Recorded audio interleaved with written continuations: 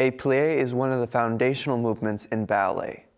Doing plies correctly is key to doing many other ballet steps correctly. But many dancers still aren't doing plies correctly. Here are 5 common mistakes to watch out for when doing plies. Number 1, pausing too long at the bottom of the plie. Plies should be seamless and smooth. There shouldn't be a sudden pause at the bottom of the plie before you come back up. It should be one continuous movement. This is especially important when you're doing grand plies. We shouldn't see this and then you come up. It should be this. The best way to catch this mistake is by looking at yourself in the mirror or taking a video of yourself and then playing it back. Number 2, not tracking your knees. Keep your knees in the same vertical plane as your big toe from the beginning of the plie till when you straighten your knees at the end. If you find this difficult, it may be because you've turned your feet out too far.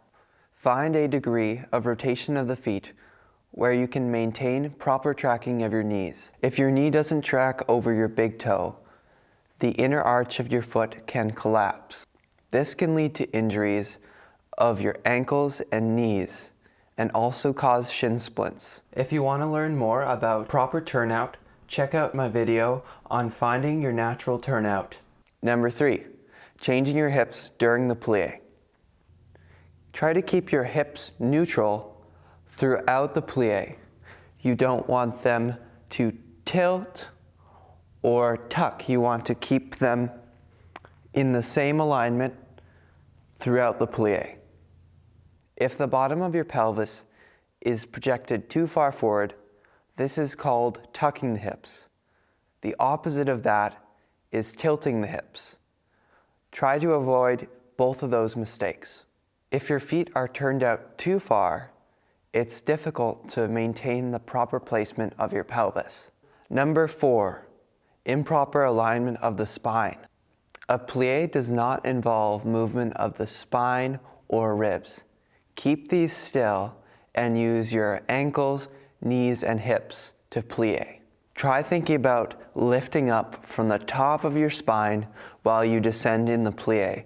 This will stabilize your back. Number 5, letting the heels leave the floor too soon in grand plies. In demi plies, as well as grand plies in second, the heels never leave the floor. If you're doing grand plies correctly, you should feel some tension and some stretch in your calf muscles and Achilles tendon right before you let your heels come off the floor. And you should feel the same thing when you're coming up from the grand plie, right before your heels touch the ground again. Thanks for watching. Remember that the more you practice, the better you'll be. Enjoy dancing. If you like this video, give it a thumbs up. If you love ballet and want to learn more, subscribe to the Swan Puddle channel.